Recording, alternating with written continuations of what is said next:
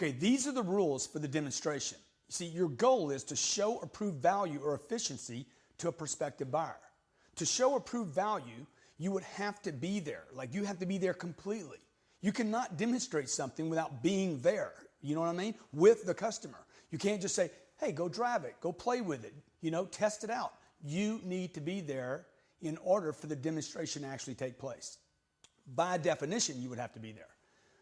You can also not prove value if you're not hitting on the DBMs. You remember DBMs? Dominant buying motives. Remember the APES? Appearance, performance, economy, safety. You remember these things? Okay, you got to hammer away on those. Here's the rules. Rule: always, always, always control the demonstration.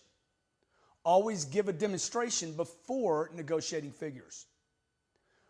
Make sure your product is ready to present. Does it work? Is it clean? There's no glitches, okay? You don't want to present products that aren't ready.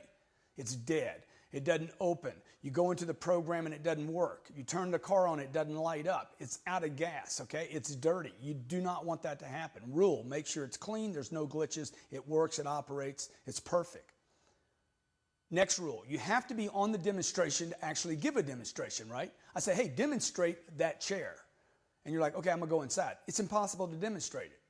All right, rule: always, always drive the demonstration before you allow the other person to drive or test or use the product. You want to drive the demonstration. You want to get people comfortable with what it does, what it can't do, and you want to control what they're looking at. Okay, rule: turn control of the demonstration over after you have set the stage for that demonstration. So I'm going to set it up first, and then I'm going to give them access to control that demonstration and experience it for themselves. Rule: slow the process down. Maintain control. Literally, like if a guy's grabbing phone calls while I'm demonstrating, I'm going to actually ask for permission. Sir, you mind giving me like 5 minutes without a call? Okay? I promise you it'll be worth your while. The worst case, I waste 5 minutes, but I promise you I'll never waste your time. You want to grab control, grab attention, maintain control of the demonstration presentation. You're going to have one shot at doing this.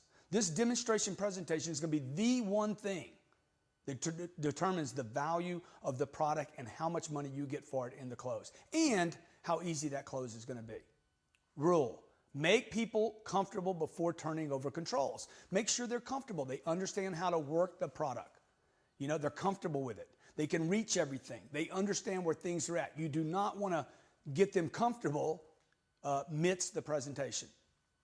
Rule: use a pre-planned route that you're familiar with.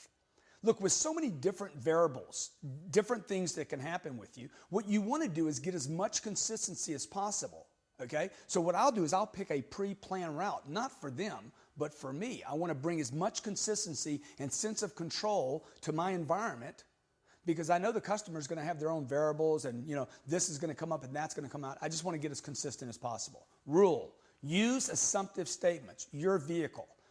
What do you want to change on it? What do you want to add to your new car? Use anything that's assumptive, okay? Pull your new car over, all right? Turn the air condition down on your new car. Anything that can assume ownership. We'll talk more about assuming ownership later.